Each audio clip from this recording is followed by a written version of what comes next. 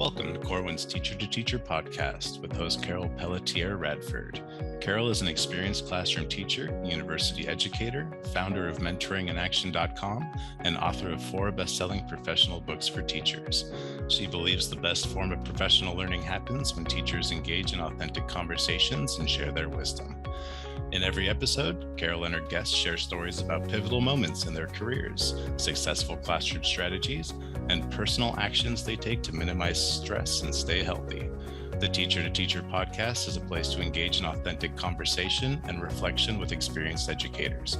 We hope these conversations will energize you, keep you inspired, and remind you why you chose to become a teacher. Welcome to Season 3 of the Teacher to Teacher podcast.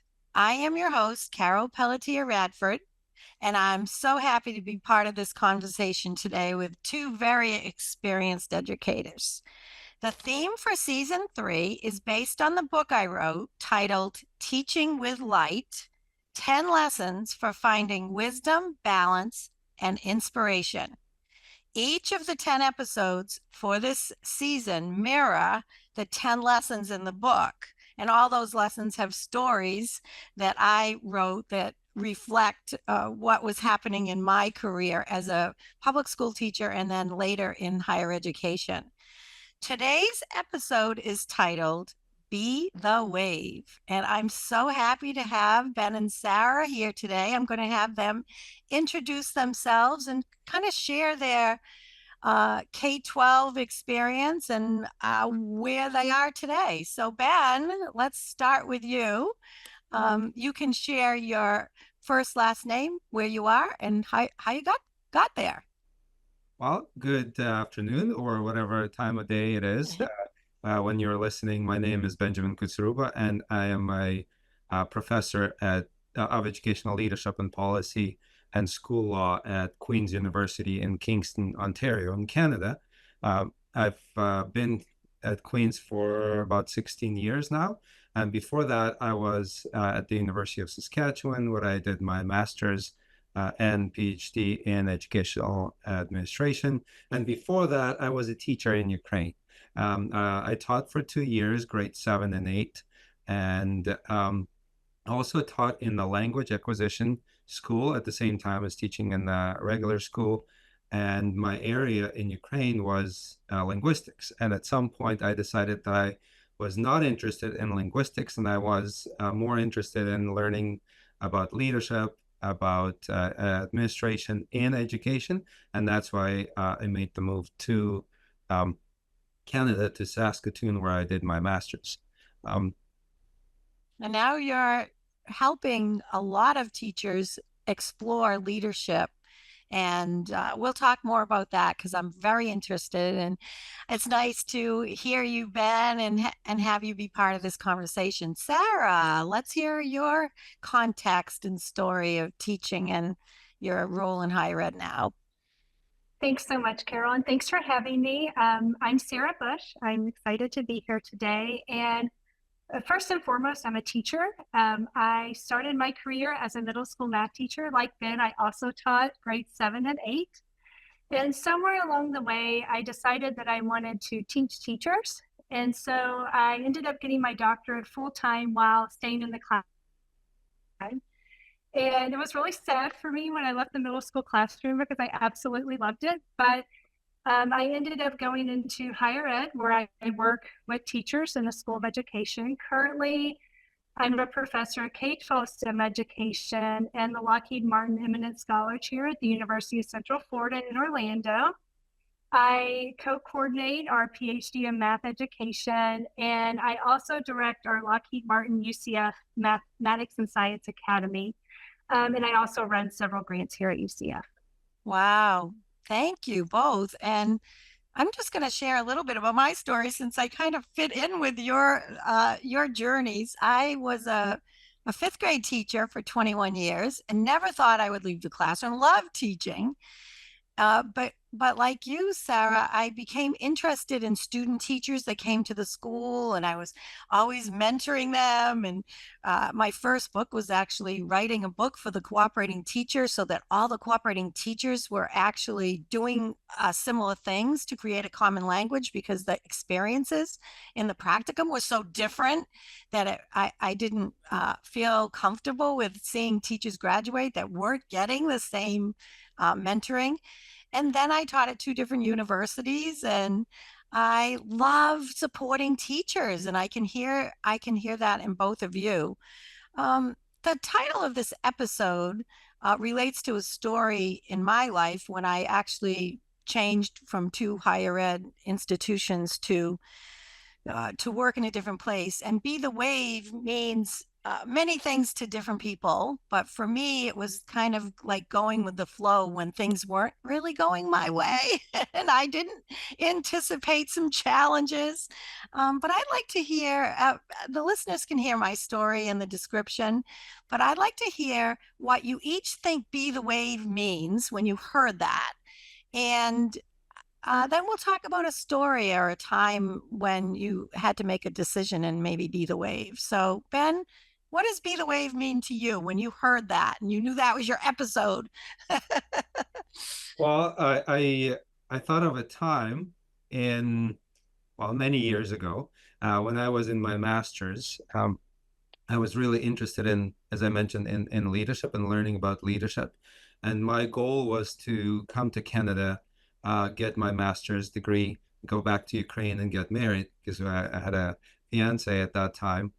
And at one point, we were just sitting with a friend of mine who has become a great friend. We were doing our master's together, and we had those cubicle offices. And we're just, 5 or 6 cubicles away from each other. And he was saying, Ben, hey, it's about 7 p.m.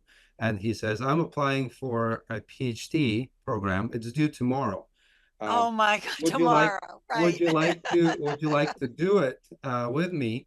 And I said, well, I wasn't planning to. I was planning to finish my master's and go back to Ukraine and teach and see what I can do with my master's there. And he said, well, what do you have to lose? So I said, okay. So I had all of the files from my master's application ready. I just had to update a few things, and I put in the proposal, and I got accepted. And Wow. I Oh, think that wow. was the wave that literally changed my whole career trajectory. I was never planning to be a professor or a teacher educator in Canada. And, fast forwarding 22 years now, I am a teacher educator. I teach teachers. I work with aspiring teachers. I work with leaders in education. I work with principals in the master's and the PhD program. And I work with scholars who learn about education, who aspire to be scholars and academics. And I help them in the doctoral program. So that wave took me Wow. in a totally different It direction. was a tidal wave. It was a tsunami wave that took me. Tsunami, Yeah. yes, because but here's the thing that I want the listeners to hear and that I want to unpack a little is we make decisions sometimes where you just have to trust, like you had nothing to lose, but you had big changes because then, well, did you go back and marry your fiance? Is that your wife, or did you meet somebody else? That's what everybody wants to know now. No, I went back. Yeah, I went back. We got married, and I brought my wife back to Canada. And when I started, no, for 1 year, I studied in the Okay. PhD program. She had to finish her degrees in Ukraine. She is an accountant by profession. And so we got married after my coursework was done, and I was able to bring her to Canada. And we've been happily married for 20 years. We're just Yay. 20th wedding. Oh, I have goosebumps. That was a wave. That's a great be the wave story where you had to just go with it. Like you just went with it. When I applied for the doctoral program, I was a fifth grade teacher as well. And I commuted into Cambridge. I was not full time. I was a part time because I needed the funding to pay for the courses. And I negotiated with the superintendent so I could teach part time. But I wanted that leadership piece that you aspired to early in your career. I had been teaching 20 years and I was still wanting to help teachers be leaders. And so it's so interesting that there's a parallel there, but my tsunami came later and then totally changed my life when I had the doctorate, because I could write and do things differently. So Sarah, what's your story? What do you think be the wave means? Is it a tsunami, tidal wave, just a little ripple? Maybe it's a easy path. I don't know. What does it mean? And what's your story? What's your Yeah. story? Well, I think to me, being the wave is definitely about kind of changing your life or creating change in your environment, but through kind of a organic, flexible, and authentic approach. And so I will say, as far as getting my doctorate, I was probably a little bit more of a planner than both of you. But I will say, once I was in my program, my interests grew much more organically. And an example of that, kind of the story I wanted to share, was, as I think I mentioned earlier, I worked on my doctorate full-time while I was still a middle school teacher. And one thing that kind of happened to me during that time is I just really developed a great interest in doing these like big, authentic, integrated investigations in my math classroom, whether it was the integration of math with art or math with literature or math with other STEM disciplines. I was really got into thinking about current events in my community or current events you saw on TV, and using those as launching points to engage students deeply in the mathematics. And as I was doing those, I kind of developed this cyclic approach of where I would like develop something and I would test it out. And then I was kind of getting my doctorate at the same time. And so what I ended up doing was I would start planning these more intentionally, and that would lead me to write these up as manuscripts, and I would then submit them for publication in some of the practitioner journals like the NCTM journals and the NSTA journals. And I continued this while I was a new faculty member as well, and I would work with my student teachers and pre-service teachers or current teachers I was teaching our master's program, and we would do things in their classrooms. But I think for me, it was a big shift or change in my life because I noticed a need, but that's what sparked my interest that has stayed with me throughout my career. Because in hindsight, kind of forcing myself to really think through these integrations really intentionally kind of provided a vehicle for me to think deeply how to break down those disciplinary silos and engage teachers and students and integrated or transdisciplinary STEM and STEAM. And that is really where my work has taken me for the past nearly 15 years. And so that was kind of an organic, kind of be the wave Right. that just kind of happened to me that I thought I would share. Well, it's following that flow. It's that water can be a tsunami like Ben's, or it could just be, or as you're using the word organic, like just being in the change as it's happening and then just seeing where it's taking you, because water goes in many different ways. What are you hearing, Ben, and what Sarah and I are talking about, or what we're talking about today, as far as I hear the leadership theme. Now I'm hearing does everybody have to get a doctorate? I mean, the three of us are working in higher ed. What would our listeners take away from this conversation that's important? What do you think? Well, to me, what I'm hearing and what I saw in my own career and in my teaching career and then teacher, educator, and professor career is the role of mentoring. The good friend of mine who recommended that I apply has become a great mentor as well. And both of us are in higher education. He's been a department head for many years now. And both of us completed around the same time, applied for the same position. He got it. I didn't. I got it. Which Right. but for me, mentoring has played a huge role. And although I was in the educational leadership field, my master's focused on the role of supervision and mentoring in the beginning teachers. And that mentoring piece has stayed with me and has become my passion since then. And I'm deeply involved with International Mentoring Association and other mentoring programs. And I've initiated a lot of mentoring programs. So to me, that mentoring is the piece that can change somebody's trajectory, somebody's direction and can be the guide. Sometimes, a very abrupt change, or it can be a slow guidance towards, a slower curve in the career. To me, that meant a very abrupt change in my direction. And I'm thankful and grateful that happened, but it would not have happened without that mentoring piece. It's so interesting because mentoring's near and dear to my heart. Those are my books, my first book, and Mentoring in Action. My website is Mentoring in Action. And I feel that's the leadership role that teachers in the classroom, you don't have to get your doctorate unless you're drawn to do that. It's a different role. The writing and writing books or articles or whatever isn't for everybody, but I think people like us that are practitioners, we want to give teachers the research that they can use in their classrooms to make difference with kids. And the role of a mentor, yeah, that's my whole heart. So thank you for saying that. And what do you think about mentoring, Sarah? How does that relate to your work, mentoring, that theme? Yeah, I just love that. I think, first of all, I think, you lead from where you are and you mentor from where you are, no matter if you're a first-year teacher or you've been teaching for 40 years or you're in the classroom or you're in a coaching position or a district position or higher ed, it doesn't matter.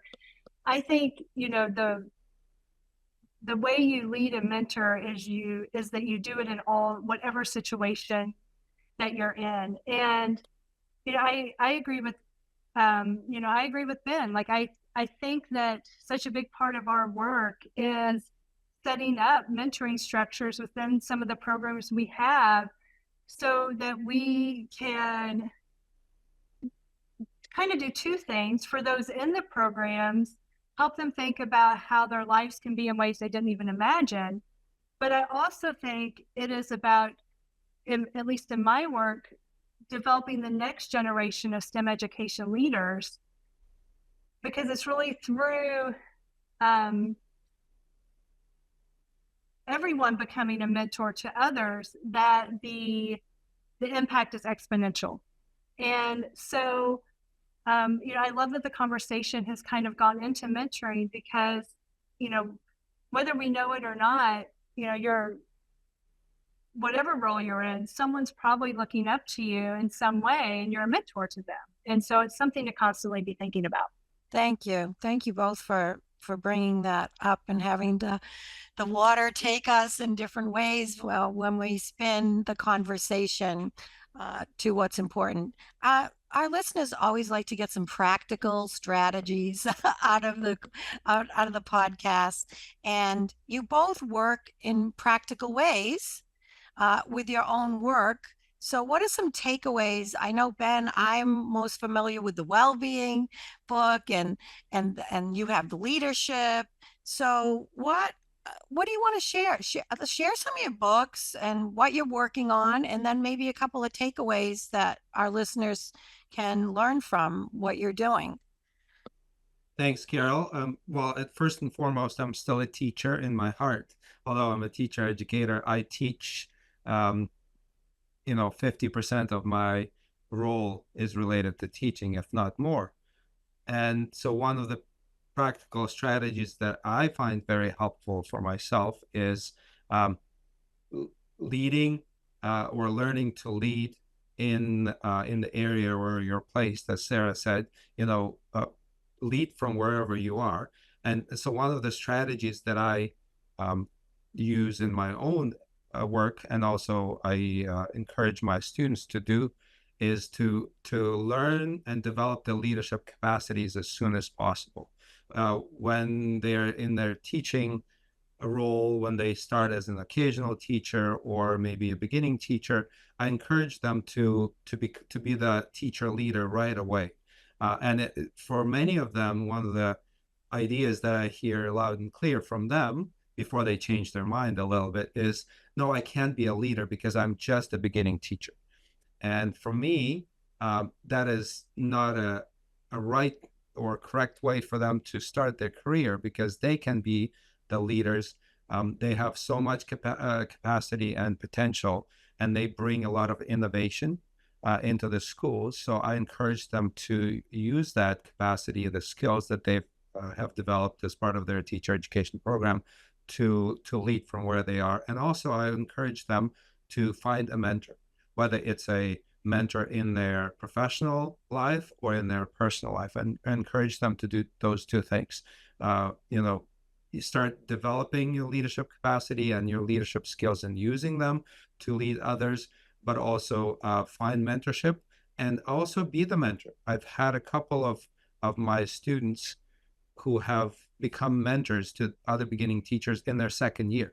They're still in their beginning teacher career, but they have become mentors. And that really encourages me as a teacher educator that they do that. So those two practical suggestions that I find useful in my teacher education work. Another practical suggestion that I would like to offer, or one of the practical strategies, is related to both of those 2 points, the leadership and mentoring. In the last 6 or 7 years, I've been working in the well-being area. We've looked at well-being capacity for pre-service teachers, well-being of principals, well-being of teachers, beginning teachers, as well as seasoned teachers. And one of the things that we found is that well-being is taken for granted. And you don't notice that well-being is gone until it's gone. And so teachers do not build in well-being strategies into their careers, whether at the beginning of their career or as being in the mid to late career. Unless you do that, you will, as a teacher, find that you are stressed more. You can burn out easily and faster. And so building those well-being strategies early on in the teaching career would be, instrumental. And to that goal, we have recently started the work on mentoring for well-being. And we have 3 books coming out, not with Corwin, but with another publisher. But you still, I would recommend you check them out. Yes, But the first book that came out, and actually Carol contributed a chapter to that book, is called Mentoring for Wellbeing in Schools. I've written it with my mentor, Dr. Francis Cochin, who has been a lead mentor expert, around the world for many years. And it's a collection of stories for beginning teachers, for mid to late career teachers, and others, principals, how we can build mentoring, well-being in schools through mentoring. And that's one of those strategies that I would recommend that each of us, whether we're in schools or in higher education, pay attention to. Thank you so much. And it was such an honor to be part of that book. And it really forced me, when you have to write, as Sarah talks about, when you're writing organically, like, well, what's my message? And this podcast is about well-being. It's teaching with light. Teaching light is our well-being. It's who we are. And we don't want to bury that by just doing the curriculum of the school and being a robot. We're human beings that need to be nurtured. But I'm hearing what you're saying, Ben. We have to notice it ourselves too. And we, as beginning teachers, what I'm hearing is practical. A beginning teacher has to be willing to ask for help, to reach out and find a mentor if there isn't. And you can have more than one mentor. I encourage people, have a content mentor, have a well-being mentor, have a practical strategies mentor. There's so many teachers at the school, and they do want to help, and everybody doesn't want to be a formal mentor, but they do want to help. And mentoring is different than orienting somebody to the school. It's different. So, Sarah, react to what you just heard us kind of say, and then slide your the way in which you contribute so much, 6 books and so much from your wisdom, contribute to this conversation in your way. Well, I'm still reflecting on so much that you all just said. I just love it. I love, Ben, how you just suggested that everyone find a mentor. And I mean, my mentors have completely changed my life, and they're some of my, most favorite humans in the world, and I just love them. And so, I honestly think there's nothing more powerful than having a great mentor. And it's also very fulfilling when you can then pay it forward and do that for others. And so I just love where this conversation is going. I also feel like I want to take all your well-being trainings, and all of that just sounds so wonderful. And I really like what you said about maybe finding different mentors for different reasons or different topics within your world. And I think there's a lot to be said about that, because we really learn best from different perspectives and diverse perspectives. And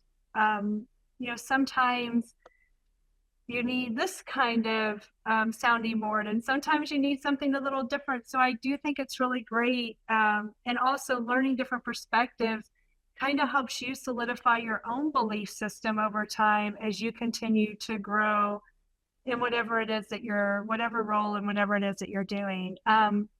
So when I was thinking, kind of getting ready for today, thinking about practical strategies for teachers, and I was thinking about the different publications I have with Corwin, which is really kind of in three pockets. We have our Math Pack series, which is focused on, systemic change in schools and districts, focused on coherence and cohesion. And then I have our Step into STEAM book, which is focused on K-5. We have a second edition of that coming out in a few months. And then we also have the Simplifying STEM series, which we have a elementary and a middle secondary. And I was trying to think of a common thread between all of those.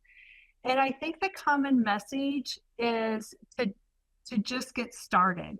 And it kind of fits the theme of today, Be the Wave, because in all three sets of books, there's really a focus on not top-down change, but organic, conversational kind of mindset shifts that can really be great waves that we make in our schools and our settings. And through the work in these series, we've worked with so many teachers and schools and leaders and districts. And, I think some overall themes of that are to just get started, worry about progress, not perfection.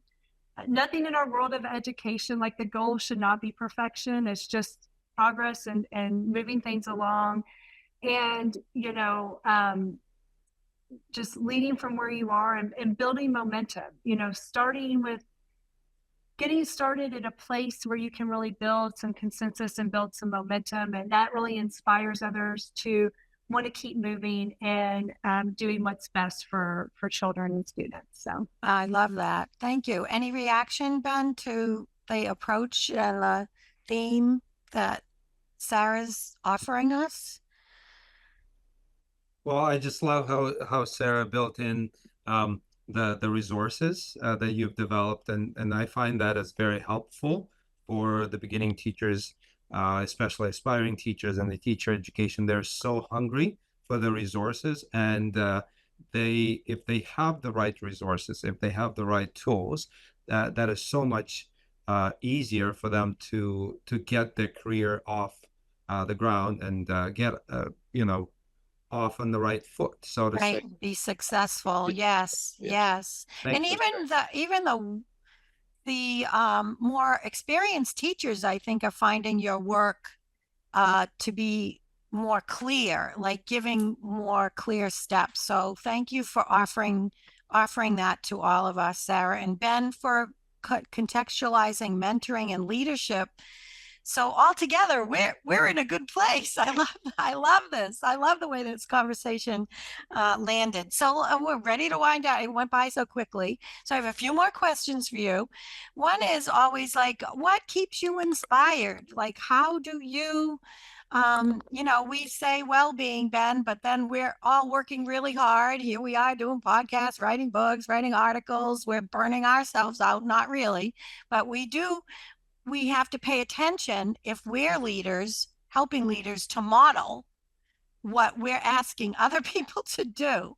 So, Ben, what do you enjoy doing that feeds you? Like, what's your secret sauce? Like, what do you do? I don't think I have a secret sauce, but something that helps me Although I am inspired by work, I'm inspired by my teaching, my students, something that really inspires me. Success stories from my teacher candidates when they're on practicum or when they graduate. A couple of months ago, I met a former student of mine, and we were just chatting, and she was sharing about her success, and that's what really inspires me. And the work that I do, the books that I publish, and papers, that inspires me. But what I really try to pay attention to myself, given my work in the well-being, is trying to find that work-life balance. Although you can't find the perfect work-life balance, but what I do and what works for me is I try to disconnect. I spend time with my family. We go to the lake. I love canoeing, kayaking, boating, something that takes me away from work. And we find that also in our research on teacher well-being. If they build something into their everyday life that takes them away from work, you can always take your homework home, but and that adds to the imbalance that you can create.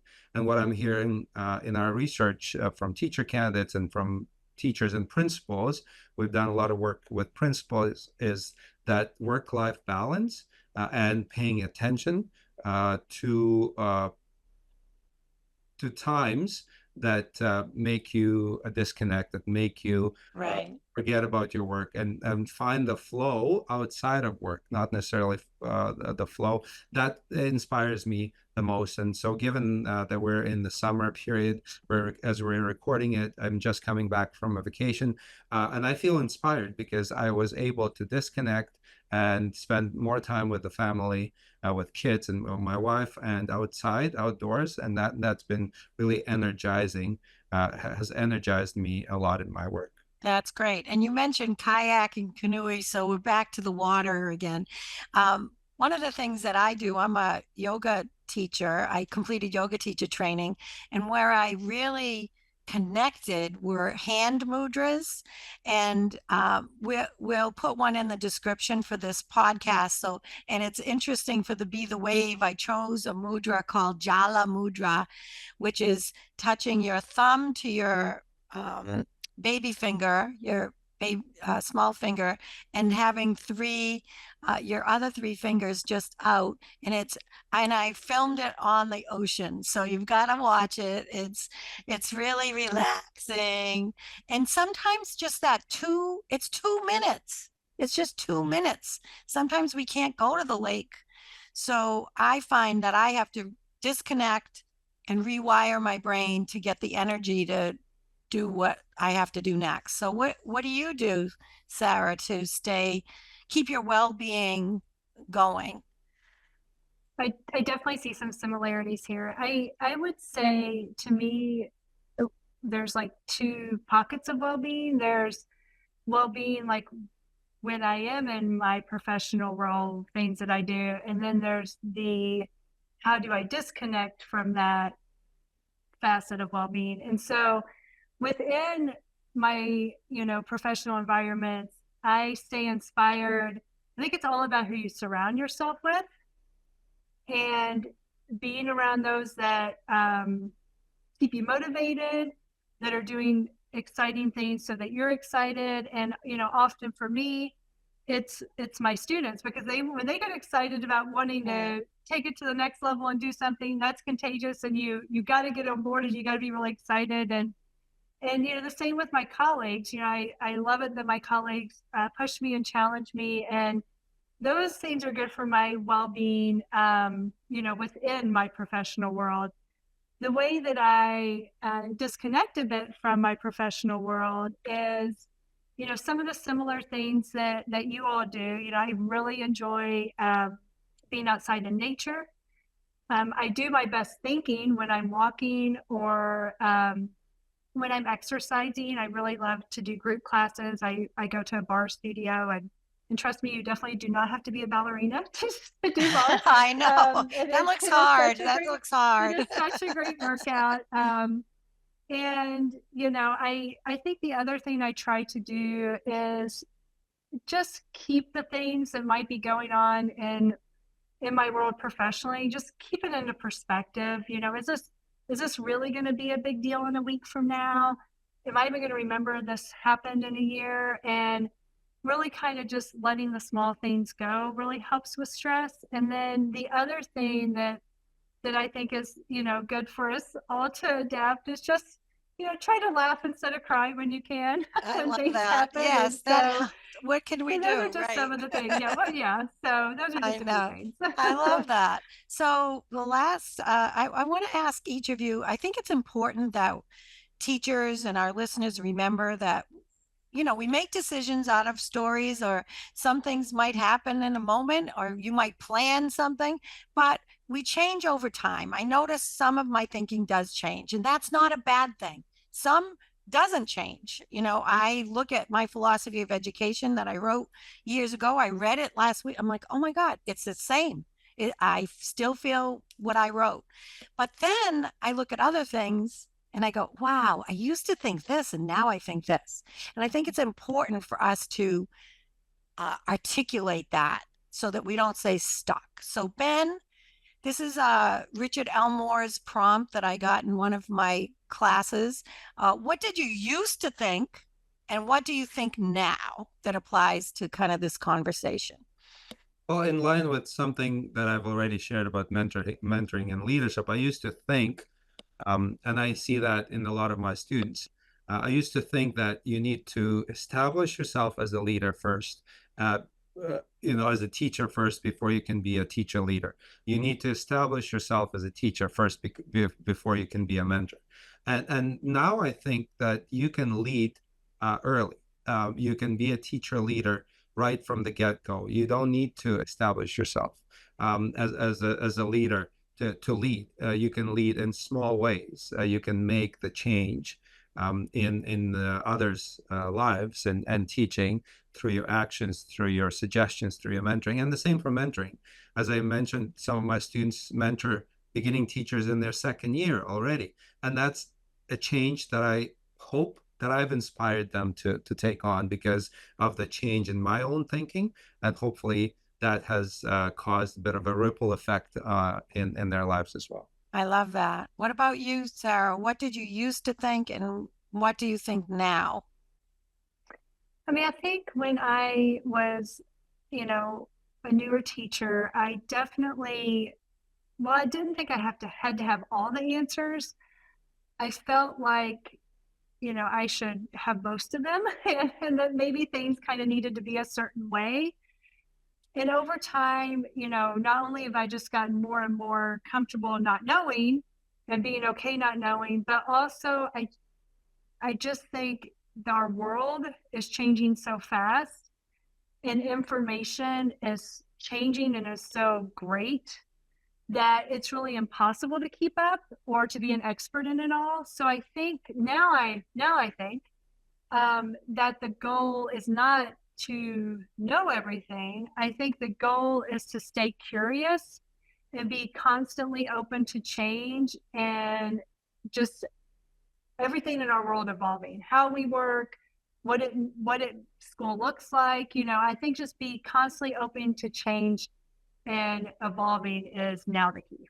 Thank you so much. And we're going to end this podcast the way I always do with I was inspired by John Krasinski's show during COVID. Some good news. It's like we were all not having good news. And I just enjoyed it because, as Sarah said, it made me laugh and it kept us present.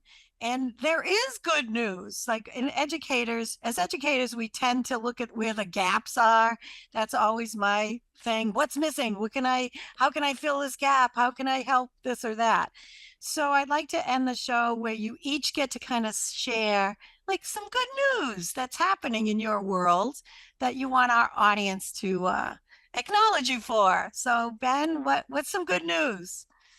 Well, some of the good news is that we've seen the application of a lot of our research on teacher well-being in our work, through our work and dissemination of our work. And we're happy to have what we call a research forum on educator well-being. And I'm going to share the link with Carol, and hopefully it could be shared online with those interested. And it's the research forum, not just for academics or scholars, but for the practitioners. And it's going to be in beautiful Kelowna, beautiful British Columbia in October. So if you're interested and you would like to attend and learn about strategies for well-being that are research-based, but also practice-oriented, that you can take and apply, so those practical strategies. So that's what's happening that is good in my professional life. Why don't you share about International Mentoring Association too? Let's give a little commercial for that.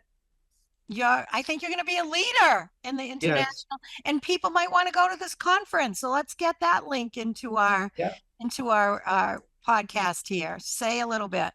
For sure. I have a privilege of being a president-elect right now with the International Mentoring Association, which is a great organization that I've become a part of in 2017 and have really benefited and enjoy being a part of the organization that brings together mentoring scholars and practitioners.